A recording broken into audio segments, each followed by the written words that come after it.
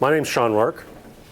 I'm a scientist here at St. Mike's. Been here actually for 20 years. I started at the Wellesley Hospital, which is now sort of a Rourke Center and a lot of other buildings there. So I came actually when they were going through some of the restructuring of the hospitals and my department. So I'm in mental health. I'm a psychologist by training, clinical psychologist. My specialty is neuropsychology. So I run a clinic here at the hospital to study the brain and look at brain and behavior. So my subspecialty is HIVs, and that's what I'm going to talk about today. But I run a clinic here at the hospital where I evaluate people with HIV who are having trouble with cognition, because cognitive impairments can occur in HIV. Probably about half of people living with HIV. So and the kinds of impairments, just to tell you, is that they're a lot like concussions. They're mild brain injuries now. With medications, we're not seeing dementias anymore. We're seeing these milder disorders or milder neurocognitive disorders that affect sort of learning and attention, speed of processing. So that's what I do at the clinic here. But I also run for the province, the Ontario HIV Treatment Network. So I'm involved in a lot of work around setting research and policy decision making for the province. We have, you've heard about sort of cancer care and heart and stroke. We have one. This is the one for HIV, and I've been running it now for 12 years. So I split my time between these, and I'm also involved in some national centers around HIV. So just to put some context to the numbers for HIV, how many people is there living with HIV, let's say in Ontario? Any ideas? 100,000. 100,000? Okay. Any other? Just throw a number out. 50,000? 50,000. No. It's a little lower. It's probably about 30,000. About each year. Recently, it's been more like 1,000, but you can see there's a trend going down. So that's good news. The combination therapies are working, but there's still people getting infected. Of those 837 last year, so these are just new numbers that have just come out. They're not formally out there in the real world yet. About half of those people live in Toronto. So that's the context. We still need to do more to get people access to testing and get people and think about what puts people at risk for HIV. So what are the things that put people at risk for HIV? Well, you'll hear a term called social determinants of health. And that's a variety of things around this wheel here. They have to do with the biology, but also the context in which people live. There's genetics, but there's also culture and employment, social environments, physical environments. All of these things have a role to play in health. Working in a hospital, there's only so much we can do in a clinic, in a hospital. We all come with biology and genetics, and as you're learning, probably with epigenetics, that those play a significant role in what kind of healthy things happen to us and unhealthy things happen to us, and what our behavior may lead us down some paths that affect us in negative ways. And so these are the important things that we study in HIV, and trying to understand the whole person who's living in their community and in their context. And that's really my talk today is going to be about talking about the lived experiences. Research is something that, and I'm going to show you some slides in a moment about, research is about discovery, it's about innovation, it's about thinking about problems, understanding them, developing hypotheses about how things might work, and then figuring out how you design experiments to study those and understand them in really rigorous ways. What I like about the job that I do, I'm not just understanding the problem, but I'm really trying to push our field into solving it. So there's a certain point where we have enough research when we should act on it. To give you an example, I'm going to show you in a moment some slides on housing. Housing is a critical piece for people living with HIV and getting them support to actually manage their, people living with HIV to manage their illness. And about 7 or 8 years ago, there wasn't any research on housing and health in HIV in Canada. So I was working with frontline executive directors in community-based agencies, and they were recognizing that housing was probably one of the most significant unmet needs of people living with HIV. They figured, well, we need to do something about this. So let's look at research. What research is out there? Turns out there was no Canadian data, lots of American data. but no Canadian data. And so part of what we started to do is to design studies to understand those relationships on how all these things play out in HIV. But as well, thinking about, then as we start to do this work, what is the body of evidence that we then use to mobilize change? And so back in 2007, we did this analysis, a review. You've probably done these in your school, that you sort of go and you research something. Say, how many studies are out there that are good, that'll inform us about a particular topic? 2007, there were 16 studies that showed the link between housing and health, and in a rigorous way. Today, we just finished a review that's going to be published. It's in press in the American Journal of Public Health. There are 154 studies that meet the same criteria. So this is 2015. So in less than 10 years, there's been a tenfold increase, right, in that body of work. At a certain point, we know enough to act on it. So part of my job is to figure out how to act on it. So I'm going to use this as a basis for talking about the lived experience. There's our government, the Canadian Institutes that fund the Canadian Institutes for Health Research, which is the main body that funds health research in Canada, has funded this study twice to look longitudinally at housing. But what's critical in this is how we've worked together. And the message I want to get across to you today is how when you're doing research, and I grew up in an academic family, and I've always been interested in sort of mechanisms, how things work, this leads to that, and I've particularly been interested in then, as you know that, what you can do about it, right? And so this work has really taught us a lot about the area, but I think one of the main messages for you today is that it's incredible work at the level of sort of relationships that are built and the people that you work with, and how important the clients, the consumers, the civil society is in this. So you've probably heard or been to or you'll hear about other research that's happening in the laboratories about testing different things. This is real life stuff, and it really does matter, and it's really exciting when you're doing research, when you can actually work with people and communities. And the HIV sector, if you don't know it, in Ontario, has a strong voice in terms of advocacy, in terms of just engagement, in terms of the larger sort of LGBT world. So you can see here, I mean, we have a team, but we had these agencies that were involved. And it takes a lot of work to do this. It isn't just, okay, go ahead, get your money, go do a study. This is about building relationships with your partners and these agencies to make a difference. And so this is what I want to tell you more about today. It's the first study in Canada to look longitudinally at how the relationship between housing and health and HIV. We looked at sort of 5 years of following people. This was 600 people. And we recruited these 600 people in about a month and a half. And that is actually quite amazing when you think about it, because we were able to do this because of the community, the relationships that we had with these agencies, and how they were really on board with helping to engage their clients that they're seeing in this study. And this study, so as I say, I'm going to hit some high points here. My slides, by the way, are just more of a backdrop in terms of the storyline here. But the work that I do now on the policy level and working with decision makers in government are these four things. So all of our data now is organized in terms of promoting these four messages. Housing is prevention, housing is health, housing is good health care, and it's good policy. And we have bodies of work, Canadian and US and around the world, that support all of these things. So you say housing is prevention. Having a house, having a place that a person can call home that's affordable, that's a place where people feel comfortable living, matters, and actually is actually a prevention strategy.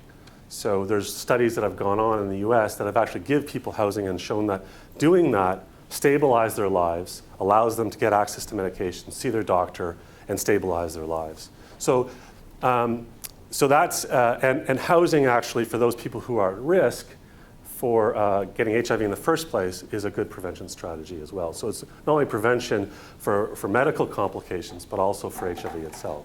So this is the kind of work and my job now as a scientist and sort of the application. The real fun of all of this is actually working with people to figure out how do we make a difference in people's lives. And this is just to say, and I'm not going to read this, but you can go through with lots of data. I'm going to show you a bit of data because I just want to ground this in some of the numbers. But these are all the things that happens or that we've been able to show in our own study, that people who experience housing instability, what may be related to that, and who are unstably housed, what happens to them in terms of their disease, their HIV, what other kinds of issues come up, substance use issues, depression, and actually mortality, survival. So I'm going to show you some data now about this. So first to say that, and again, coming back, and this is where the science comes in, and as a scientist, it's really important. It looks fancy, right? All the numbers and the statistical p-values, and it looks quite technical. And so when I go, and so what's important actually when you're working to try to mobilize change, and as a scientist, is that you actually have the numbers. You have the numbers, you have the good data. That's something that was really missing. And you can actually back it up and say that, well, when we're looking at mental health, physical health, what are those things that are related to that? And what are the drivers that affect a person living with HIV and the determinants? So the red boxes are the things that, and some of these are the ones where they're sort of main drivers in a way. And these aren't unexpected. So you expect drug use or history of incarceration will affect a person's physical health. But be able to show that with numbers is really important. That's a big part of the picture. And as part of my story today, it isn't just about the numbers, it's about the context of that and the stories and this lived experience I'm going to keep on weaving back through. So that's really just to give you some of the scientific data. And then you can do graphs and show people that, well, if people move, what happens to them, right? So I know moving is bad.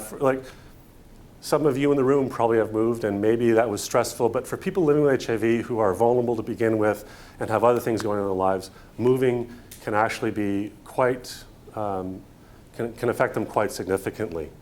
And this is just to show, so the number of times people move affects how they rate their overall health. And we've done a lot of analyses looking at sort of physical environments and how they rate their housing and the environment, feeling like you belong in a neighborhood, how these all are related to people's health, right?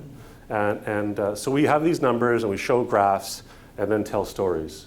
And this is going to get then a bit technical. These you'll learn if you go into studying, becoming a scientist or learning about how to understand more sort of scientific data.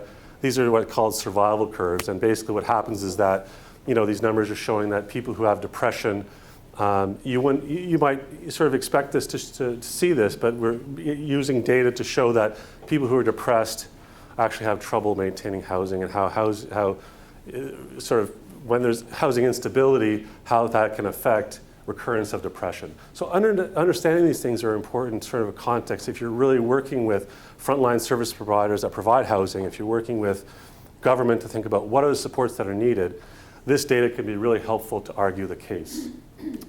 And I want to show you here that in a place like Ontario, you would think that everybody should live to, what you may be hearing in the media about HIV is that it's a chronic disease and people live normal lifespans. Well, that's true to some extent. People who are vulnerable, have other determinants of health that are affecting their health, actually don't live as long. And this is a study, or a part of our study, to show that people actually who live in Toronto actually live longer than people who live outside of Toronto. People who have been homeless are twice as likely to die younger.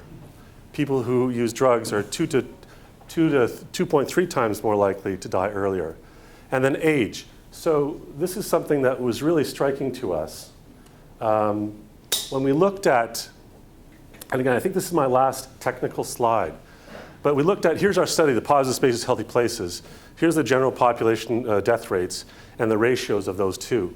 And what I want to focus on, first of all, overall. So people living with HIV in our study, the 600 people, first of all, there were 50 people, I had it on my slide, that died over this 5 years, including one of our researchers and one of our peer research assistants, that I'll tell you a bit about in a minute. But people were dying at a rate 8 times that of all other Ontarians. And then we looked at adjusting, so people die at different rates depending on age, right?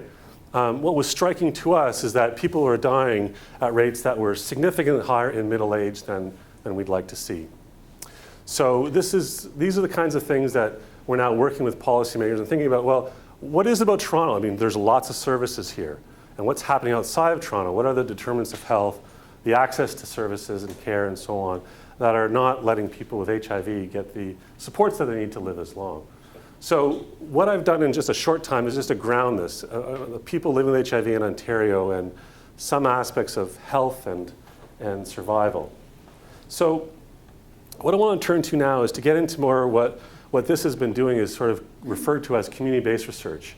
It isn't getting money and going into hospital or university and working just there in terms of doing your study. This is working on the ground at the front lines with your partners in ways that engage them and make them feel part of it.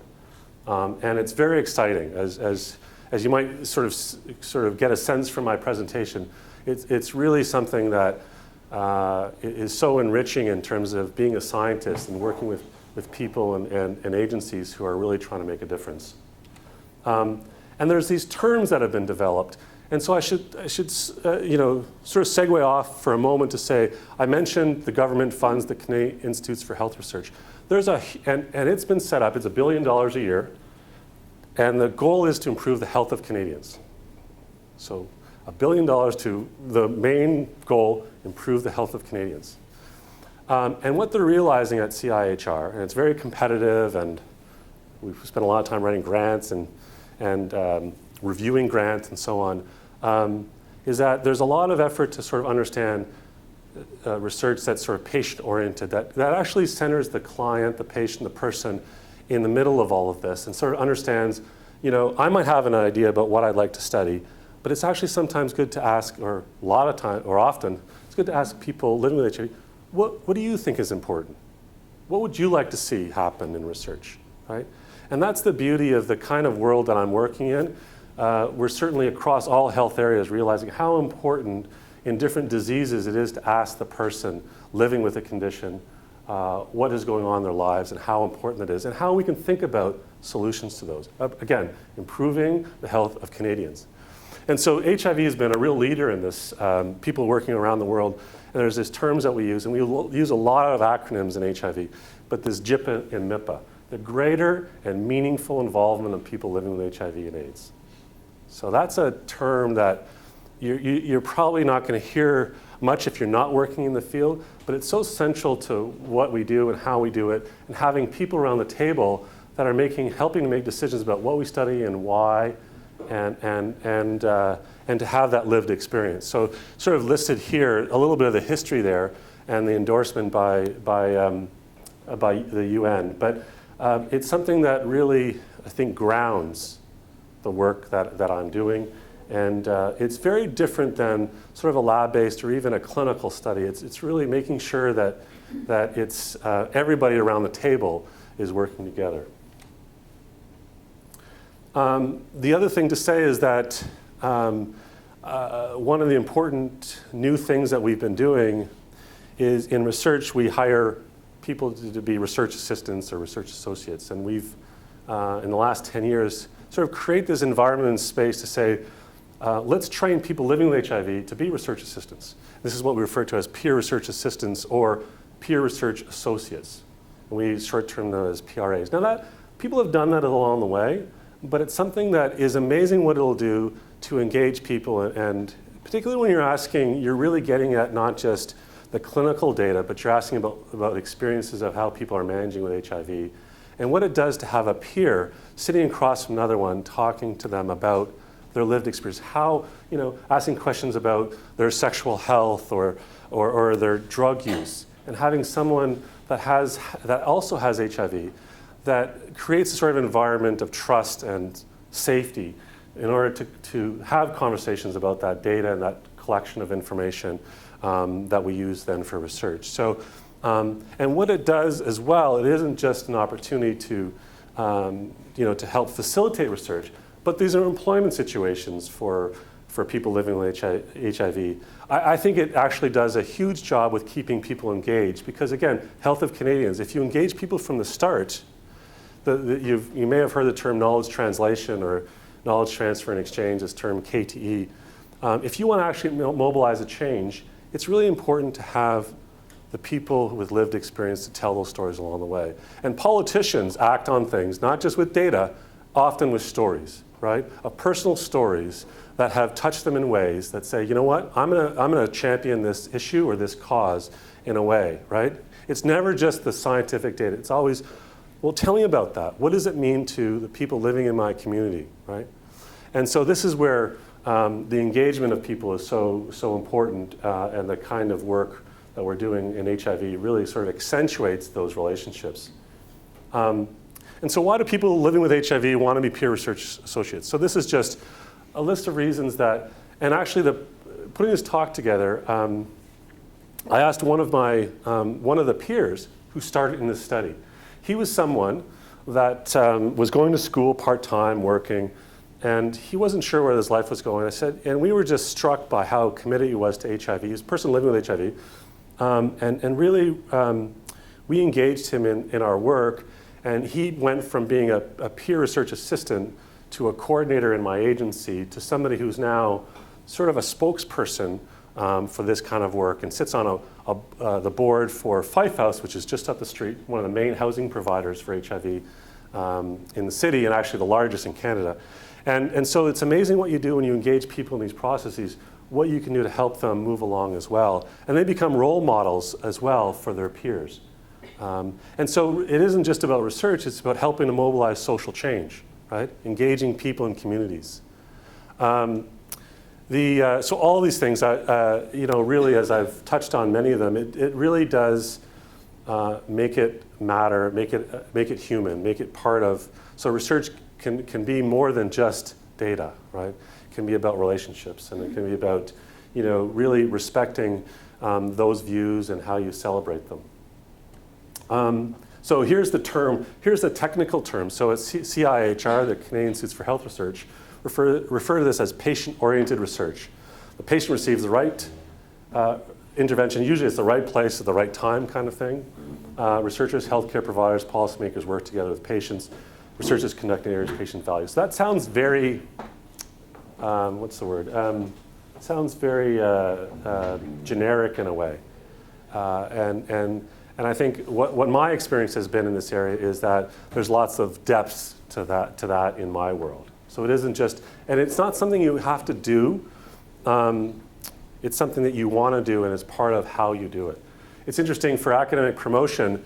St. Mike's or University of Toronto, it's about how many grants you get, how many publications you get, how many papers you write and publish. That's a sort of some of the benchmarks, the foundation pieces. My department at the University of Toronto in psychiatry has created this other avenue for professional, for promotion, that is what's called creative professional activity.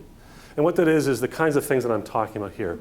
The stuff beyond just the getting grants and publishing, but the engagement, thinking about how you mobilize research evidence and how you bring these things to life. So each disease thinks about these differently, but it's really interesting for me to see how our government and our funders are moving to say, well, it's amazing research that's being done, but if you really want to improve the health of Canadians, that's just one piece. You have to think about these other layers and the engagement of people. We held just recently, and this is where CIHR is now with this patient-oriented research, decided that let's hold a sort of a provincial forum, but asking people with HIV, what were their research priorities? And actually the people who facilitated it, the groups, and the whole day and a half were the ones actually. So people living with HIV are the ones we were coaching to help collect this information and engage their peers. And it was really exciting, and it's amazing what happens when you're sitting around, seeing people around round tables or standing up and engaged in thinking about how to improve their health and what you can learn from that, not just the quantitative stuff, but the way in which you do it. And I'm just going to go ahead. These are some backgrounds. So we've also done, I want to get to a video to show you of someone who's a peer who tells you about his experience as a peer research assistant. But we're also doing a lot now, and if anybody's interested, you can go to the OHTN website, www.ohtn.on.ca. But we're doing a lot to sort of build capacity to think about how to build modules that people can hold workshops, but really to do sort of really creative. We have great sort of teachers involved to think about how you get these messages out in ways to engage the research community in this sort of new ways of doing things, and how do you engage community to be part of that work as well. I want to just go here to, okay. So what do the peers actually do? So these are kind of things that you'd notice in any day-to-day kind of research, and I have some folks here from my own lab that help support research with HIV. But these are the kind of the traditional things that you'd see in any, and they're no different. So, but this is engaging again the peers to do those things, and these are the sort of day-to-day duties, but also the overarching responsibilities to be a bridge between the research community and the larger HIV community. It's a way of sort of, and people don't like to, you've heard about, we work with a lot of people from Indigenous Aboriginal communities, heard about, sort of helicopter in research. People go in and just do something and leave, and don't leave something behind. That's not usually very productive. And in the HIV world, we make sure that everybody's sort of around the table and it isn't something you just set up. You have to keep on nurturing it. And so our peers really help to facilitate, and just like I am as an investigator, continue to build those relationships as you go. And it takes time. So it's not something you can say like, here's how we're going to do it, let's go ahead and do it. It's taking the time to bring people around the table. It takes more time than most research, because you have to spend time building capacity, spending time just talking, getting people to feel comfortable about what you're doing, the kinds of questions that you're asking, and so on. Personal, professional boundaries. I mean, when you have peers that are living with HIV, interviewing other peers, and the conversations, it becomes even more complex, because it isn't just, okay, I'm going to ask these questions and I want them back. There's other things that happen in between. And so part of our job as researchers is to try to help cultivate and support those boundaries, because we want to make sure we collect rigorous data, but also support people when things go wrong. And when you start asking questions about depression and substance use and sexual risk behaviors, those are very sensitive things, and things come up that you have to help support people and get them connected into care that they may not be getting. So this is also what these peers do. Promoting the study, reflecting the voice of community through all phases of the research. So again, you can see this theme here about how important the relationships are, right? And that lived experience, how important that's been, at least certainly for us. Let's see here if it will move. Here we go. So Mike Hamilton is somebody who's been a community leader in Ontario for many years. He unfortunately passed away last year. And he when I saw him last year, he looked very different than what you'll see in a moment. He died of some cancers. He was in his early 60s. And when I had a conversation with him, probably about a week before he died, he said, Sean, I really want to make sure that people, that on my death certificate, it says HIV. And so this was something very important to him, because HIV is something now that doesn't often get noted, because it's, people die of a lot of different things. He died of cancer.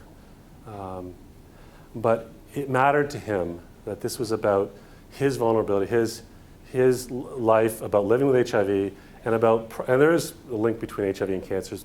People with HIV get cancers, some at higher rates than others.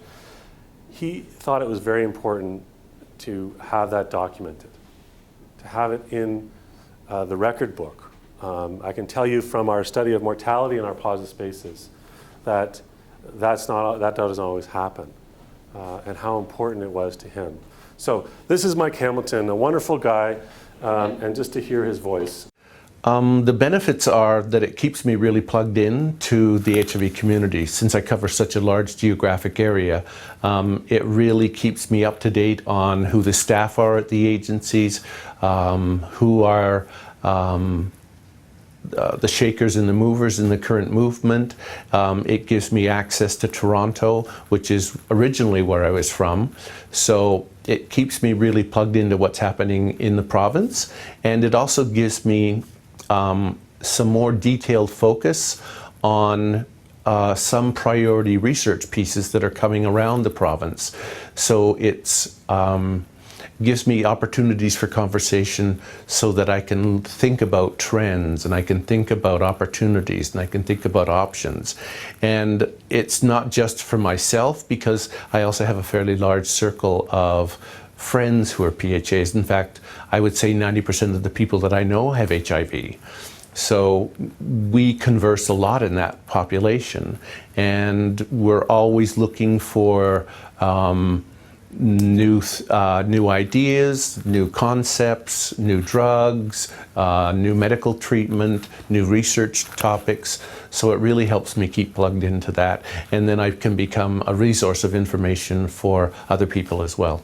And so these are the people. So that's Mike Hamilton on the right, Pius White from Thunder Bay, and Laverne Monette, who was one of our investigators. So what's interesting, and I, you know, for me, it's the human piece of this, and it's interesting when we've published 10 or 12 papers on this study, and Laverne passed away after the first one, and so I remember when we were when that happened, and asking the journals to have a dedication to Laverne, and it was.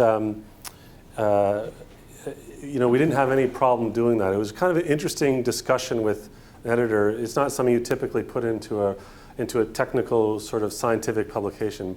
And as we've moved along, we've certainly celebrated Laverne, but also Pius and now Michael in these. And every time we publish something, we recognize their roles and honor their legacies. So. I get a little emotional sometimes thinking about these guys. I miss them. So I think today I've spent a half an hour, and I always have more slides, and it's really to emphasize research can be done in so many different ways. You can be very technical, and for me, and my own experience has been how enriching the work can be when you work with people with lived experience, and you take the time to understand and listen to what is important to them in their lives, and how much that actually, I'm in a position of quite significant influence provincially and nationally, and it's only because of spending the time to learn and listen and think about how to contextualize the work that we do in ways that are going to affect people's lives in meaningful ways. So I'm going to stop there and answer any questions and engage you guys in a conversation about this for the next 20 minutes, I think, and certainly can talk. So I'll stop there. Questions, comments? Hopefully it's something that's been useful in hearing a perspective on research in the context of HIV.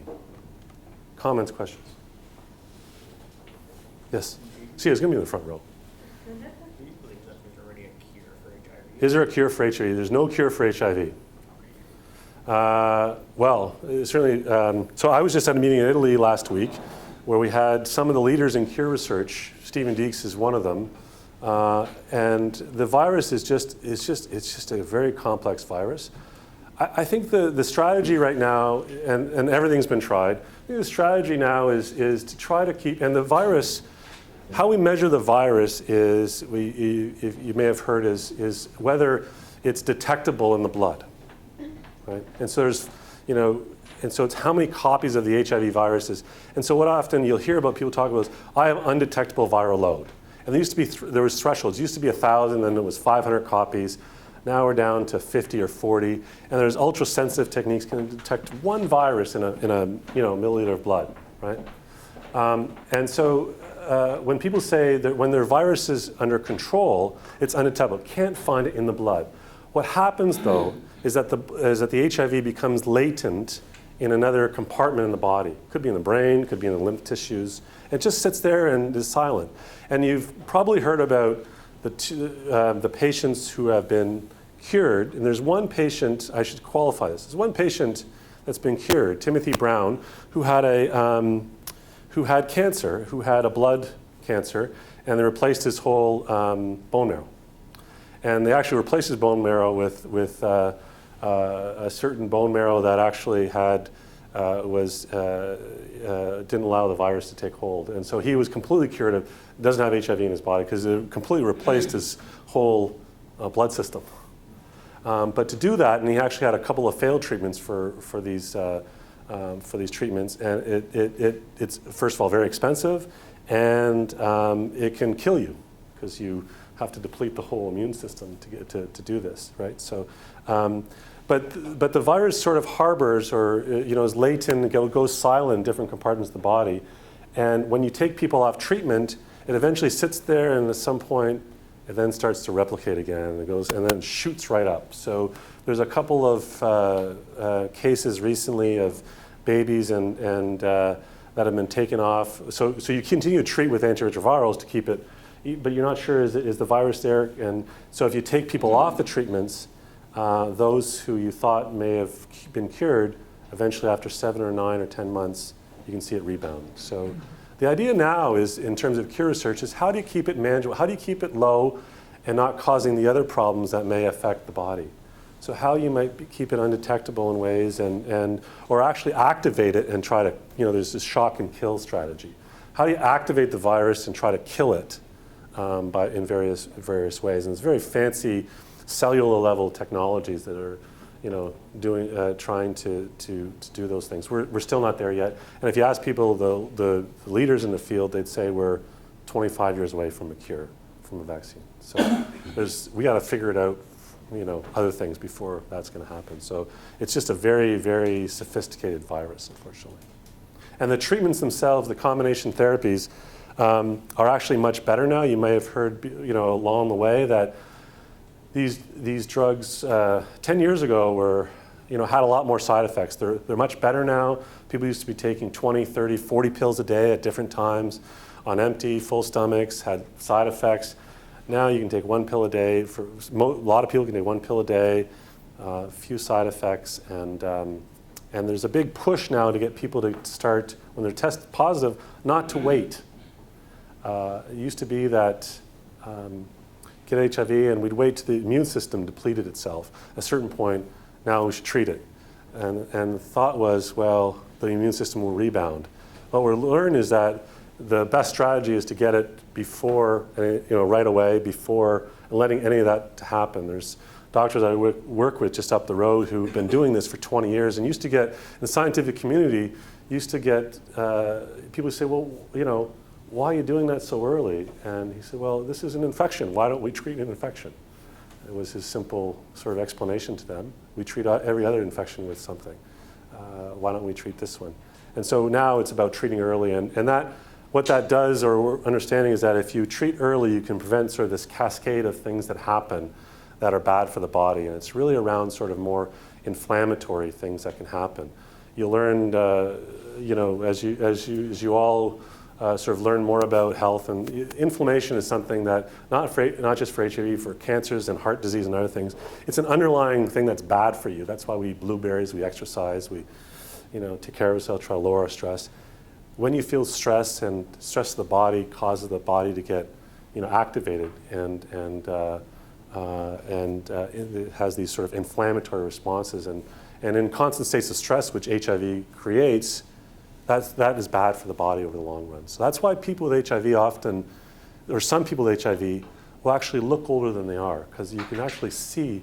And in my work, we talk about accelerated aging. It's a controversial phenomena, but what I think is the case is that the HIV itself and the drugs are, and this is chemotherapy. If a person that doesn't have HIV takes these drugs, it can kill you, right? Because it's all because these drugs are all, our immune systems are in our gut, right? And the gut becomes very compromised in HIV and can tolerate these heavy doses. But those kind of processes, treat early now and try to prevent all these other negative things that happen, is really the kind of strategies that you'll hear about in the news. Targets, let's get people tested on treatment. And there's all kinds of challenges in doing that, but it really is important, and it's probably a really good health strategy. So that was a bit of more context for the sort of treatment of HIV. Other questions, comments? Yes. Can you talk a little bit about what you're looking for when you hire a peer researcher and how you train them? Yeah. So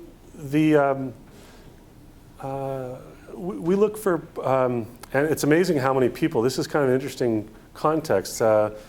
When we recruit people, we get, sometimes 100 people applying.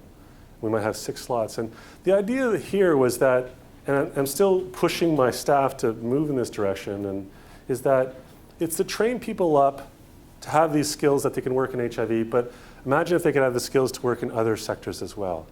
And in our work in HIV, we intersect with mental health and addiction and other, with other sort of frontline communities. And so our whole approach has been to sort of do that. What's happened in reality is that we have really good PRAs, and they want to continue doing this work.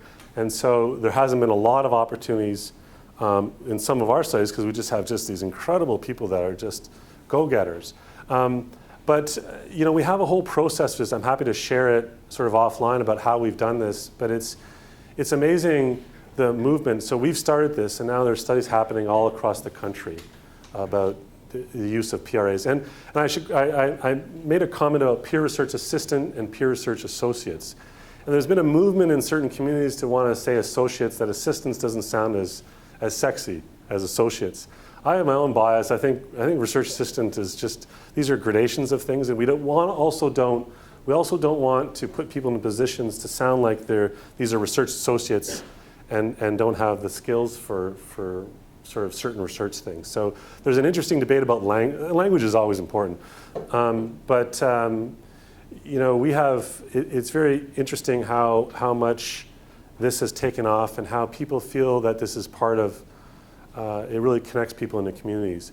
And so we have all kinds of resources that we've developed. And the training has actually evolved in very dynamic ways as we go. So and it's always a matter of having face-to-face meetings and webinars and retraining and actually counseling along the way, because what happens is that people pass away and people have other things that happen, and you have to deal with the peers with their own vulnerabilities of maybe going to use substances if they're talking, if that's been a vulnerability for them and so on. So it creates a lot more complexity, and so along the way we've just you sort of build it and support it as you go, and we've done this both in person, and we have all kinds of sort of online tools to sort of educate people about this, and then resources in print.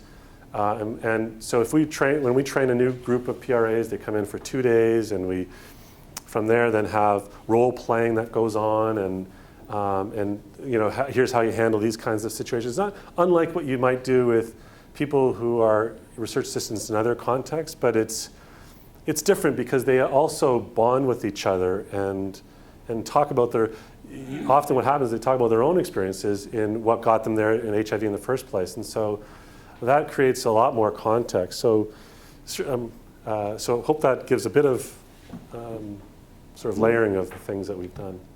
So there's a question. Yeah, my question was about the agencies you work with. Yeah. How you went about engaging with them, and at what level they're involved with the research itself. So when I started the OHTN, the Ontario HIV Treatment Network, we were very good at supporting scientists and supporting people in projects, and we were getting very high ratings from the ministry. We had lost the engagement of the community, and I have a board of directors, 13 members, 7 of whom, the majority, are from the community. And of those 7, 4 are people living with HIV. And the other number of people are frontline directors of agencies. And so, at a time when I came in, we were doing, for the first 5 years of this agency, doing a really good job, because it's pretty easy to be a funder for research. There's a lot of It's fairly predictable. But we had lost the engagement of the community. And when I started, I remember my boss here at the hospital said that, Sean, you're going to become an administrator and I'm going to get grants, and that takes a lot of time to do all that stuff. And I was naive, but I have to say I never looked back. And it was about engaging in conversations with those people in the community. And I say it should say communities, because HIV affects different people in different populations, right? So, and those populations have certain norms and ways in which they want to be engaged and not engaged, and so I think it's all about just the one-on-one building of relationships. It's like any relationship, you have to nurture it, but I think that was really important as a turning point for our agency in spending the time to build those, and to be responsive, to say that, we're going to put your needs first. All of this work, by the way, in longer presentations that I give on this, we had, there's like 100 presentations that we've given. We gave all the presentations back to the community about the data first, before we went out and published. That's different than most academic research, where you get your data, you analyze it, you publish it, and you think about afterwards, okay, I'm going to give this to somebody, and here's my greatest study, and here's, you should act on this. Or give it to somebody at the front lines and say, this is really important, go ahead and do it. It's really different in community-based research in the sector of HIV and this kind of work, where it's about reprioritizing and thinking about, if you want people around the table engaged, you have to make some decisions about how you do that in ways that makes them feel like they're a decision maker. And John Lavis, who's a real famous guy in knowledge translation, really for me was very instrumental in my own sort of development, and really, and I mean this, that sitting around the table, that everybody has an equal voice, and if you go into it with that, and you make decisions that it's going to take more time, and we're going to have to get more money to do this, you do it, right? And so it's all about how relationships are about dance and meeting expectations on both sides, and it's fundamentally not any different than any other relationship that we build, but it's doing it in the context of, how to engage them in the kind of questions that they want, that are important to them, not only the ones that you might have, right? So that's the kind of sort of balancing act that happens that is so important in this work. Does that help? Yes? What's the most common way of contracting HIV? What's the most common way of contracting HIV? This is a very good question for all of you. How is HIV contracted? Sorry? Bodily fluids, yeah. Unprotected sex. Sharing needles. So, I mean, it varies by population and by region. And so in Ontario, we have, you hear a lot about BC and comparisons with sort of Ontario, and injection drugs as an example, or people who inject drugs. There was a huge problem in BC a while ago, and that got under control, and those numbers have gone down consistently. In Ontario, we sort of avoided that problem to a large degree, and actually our numbers are very small now because of needle exchange programs and having clean needles available. Public health was ahead of that curve much earlier, better than was BC. Gay men in Ontario gay men and men who have sex with men still represent almost about 70% of the new infections in the province. And those numbers aren't going down. And what we're finding is that, of those numbers that I showed you, it's the younger men in their 20s and the older men that are now getting infected. So there's this sort of bimodal distribution. What we think is going on there is obviously, people are having the message that HIV is curable and I don't have to worry about it, and so we need to do a better job with educating people about the risks and how people can acquire it. There's probably something else happening as people with HIV get older, and sort of just, it's a kind of in some ways a cohort effect. These people have been around for longer. They may not be getting the same messages in the right ways that they need to, or they need, they live through a lot of this, and so the point is that there's a lot of probably different social contexts of how things are changing, even within these populations. And that's a big push of understanding that so that we can understand why people are getting affected and how they sort of relate in through social networks and so on. So does that answer it? Partly. Okay, so I need to do better. So what else can I say? Okay, so we'll come back to your question. I'll think about a better answer as we go. Others? Yes? So I'm just wondering, this is like amazing work that you're involved in, excuse me, but I'm just wondering how it can be replicated in other vulnerable populations. Yeah. that we provide care to. How can it be done? It's just taking the time to do it. It really is. It is all about, they don't teach you in school of, we sort of assume everybody can build relationships. And this is important. And you learn about the science, you learn about how the methods and how to ask a question, how to answer it, how to bring scientific methods and technologies into the thing, how to, and sort of more traditional ways of doing things. I think it is about taking the time. It's about thinking about stepping back and thinking about the context in which the work is happening. And if you do that, and I think I hope some of the message came across that you can have, I skipped over the impacts. I should go back and show you the impact. The things that you can do and the conversations that happen because of that way you do it is just incredible. In fact, it's probably good to show you this. So these are some of the things that happened. And so the answer to your question is it can be done. It's not hard. It just takes time, and you have to think outside the box more. You have to bring people to the table and think about how you do this. But it's amazing what we've been able to do. Part of my job is get money to make things happen to a building called Fife House, which is on the old Wellesley property. It's a building for people living with HIV and people who are aging. And they thought about this. Let's build a building that allows people with HIV to be there as they age.